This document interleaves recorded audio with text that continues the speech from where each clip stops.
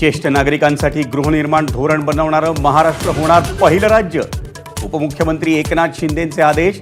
गिरणी कामगारांसाठी 1 लाख घरं बांधण्यात येणार.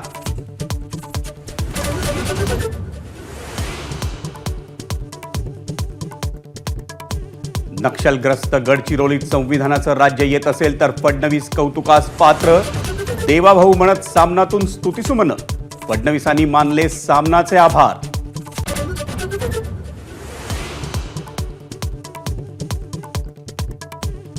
जितेंद्र आव्हाडांच्या पत्रकार परिषदेत ठाण्याच्या स्पेशल ब्रांच पोलिसांकडून व्हिडिओ शूटिंग. पोलिसांनी आमच्यावर वॉच ठेवण्यापेक्षा वाल्मिक कराडवर वॉच ठेवावा. आव्हाड भडकले.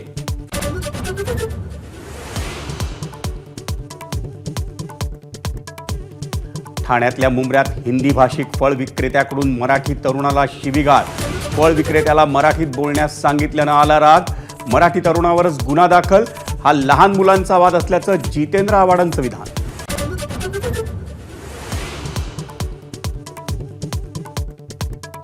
मीरा रोडच्या शांती शॉपिंग सेंटरमध्ये व्यापारी मोहम्मद अन्सारीची गोळी झाडून हत्या.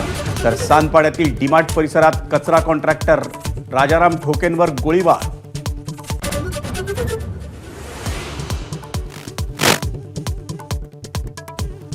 ठाणे पालिकेच्या दिवा प्रभाग समितीच्या सहाय्यक आयुक्तांना मारहाण. अनधिकृत बांधकाम प्रकरणी मारहाण केल्याप्रकरणी 2 पोलिसांच्या ताब्यात.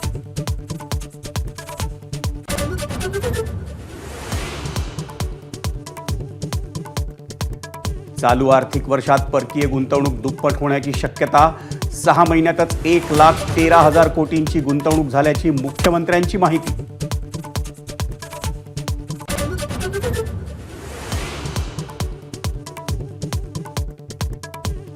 सिडनी कसोटीत भारताचा पहिला डाव 185 धावात आटोपला. कांगारूंची पहिल्या दिवस अखेर 1 बाद 9 धावांची मजल. रोहित शर्माला विश्रांती. बुमराकडे नेतृत्व.